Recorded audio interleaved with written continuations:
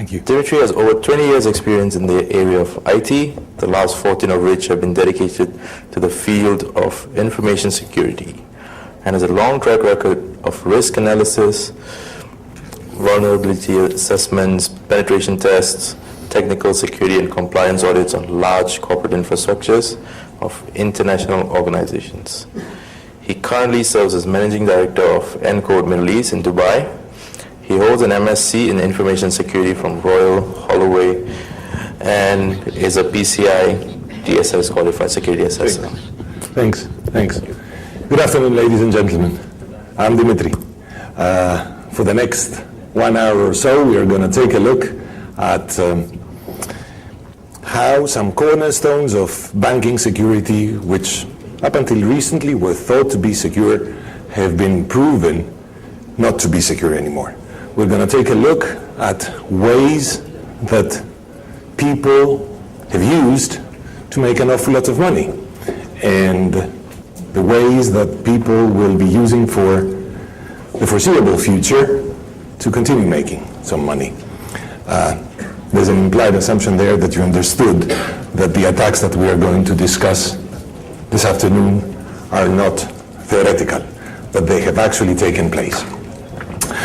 For my sins, as well as for yours for the next 1 hour, I come from a cryptographic background.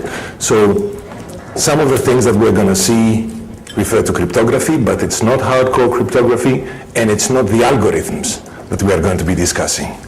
It's all about the protocols and the API exposed by the hardware security modules that store the keys and the pins on which the security of banking transactions are based. So for this afternoon's presentation, we are going to very briefly take a look at physical attacks on ATMs, but we are mostly going to concentrate on IT-related attacks for recovering pins and also what may happen to a banking institution if their internal network is compromised. If I was giving this presentation a couple of years ago, I would have asked how many of you work for a bank, and the logical assumption would be that only those people who work for a bank would be able to perform such attacks. This is no longer true. We will see why. Very, very briefly, a survey amongst the members of the ATM Industry Association asking the question, what do you regard as the most significant technological weakness in the ATM industry? No surprises there. Nearly everybody said security. And that's on the ATM Industry Association side. If you ask the clients themselves, what is it they're looking for when they're conducting electronic transactions over ATMs? First is personal safety and security, and not very far below, financial safety and security.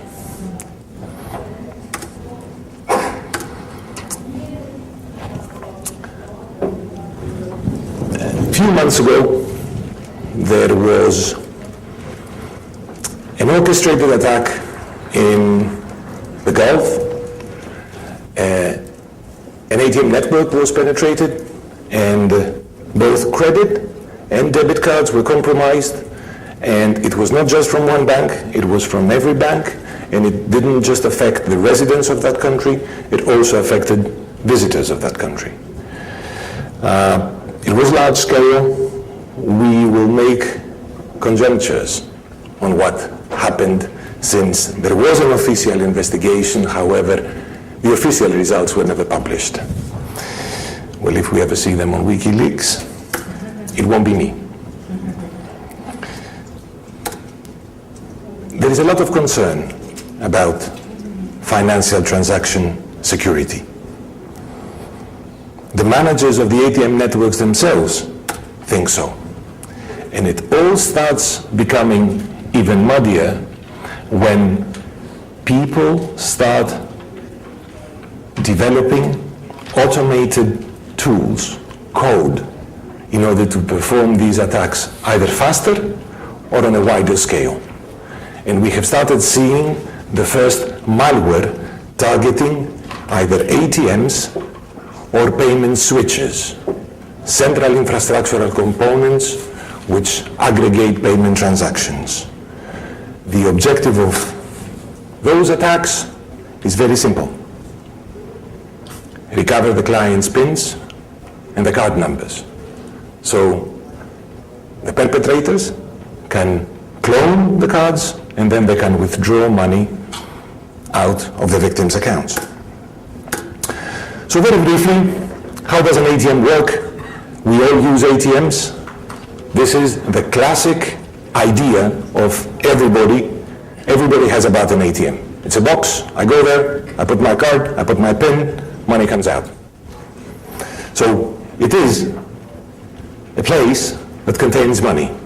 So effectively there must be some physical attacks, and there are many, many different physical attacks. First of all, attacks targeting the client, card theft, with using card loops, also known as Lebanese loops, although the Lebanese didn't really have to do anything about it. I think it was the country where it was first detected. I don't think the Lebanese had anything to do with it. Skimming devices, we all read about it. Bogus ATMs, you go to a mall, there's an ATM there, you put your card in, you put your PIN, your card never comes out. Or even if it does, it has already captured the magnetic strip and also the PIN. PIN theft via various means, cash theft, distraction fraud, which according to a recent ATM Industry Association survey, it is a prevailing ATM attack here in Malaysia. So you go to the ATM, you try to take some money out, and most probably when the money come out, somebody bumps into you, he asks, he says, I'm sorry, but by the time, you turn and you look back at the ATM, the money is gone. Fund transfer fraud, and there are also some attacks targeting the bank with transaction reversals. The old ATMs had some sensors at the top and at the bottom of the money presenter, and you could safely take money from the middle, and after 20-30 seconds, these sensors did not sense any movement on the cash. They would retract the funds, but you had managed to take some money from the middle.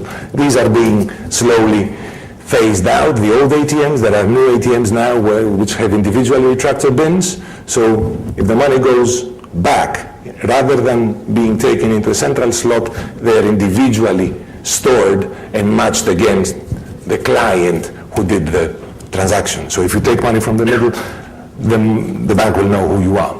And of course, ATM burglary attacks, where you go with a JCB and you just rip it away. PIN attacks.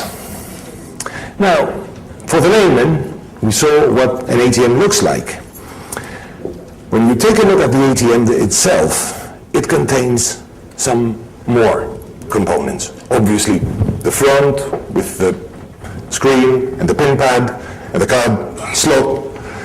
There's also a small safe to keep the money. And then, of course, there is an operating system, the vendor application, and a tamper-resistant module, which performs all the cryptographic operations.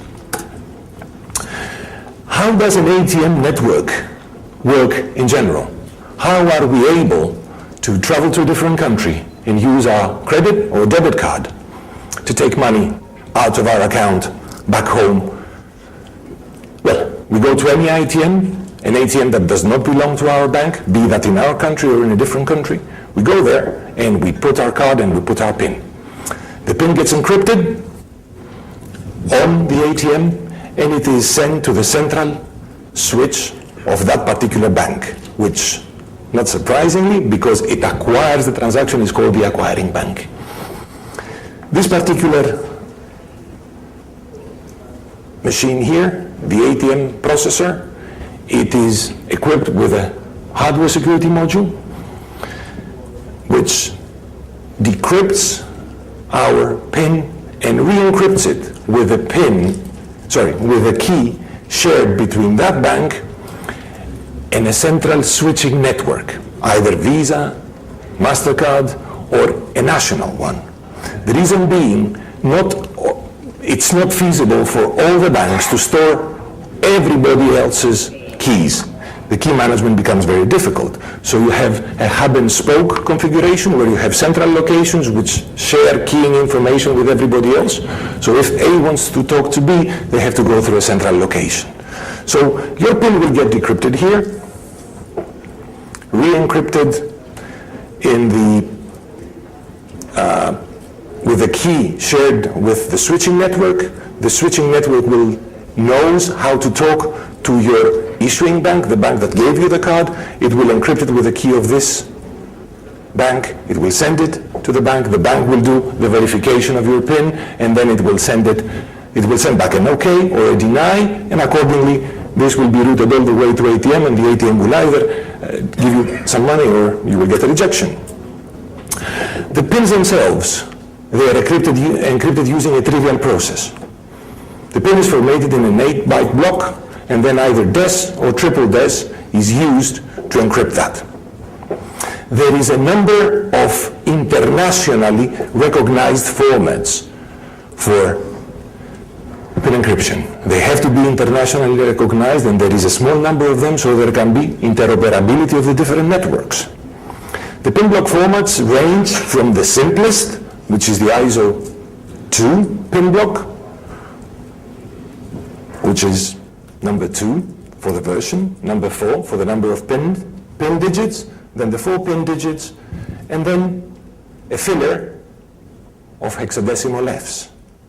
Getting slightly more complicated, ISO 1 with this format, the only difference being that rather than a constant value, the values there for the filler are random.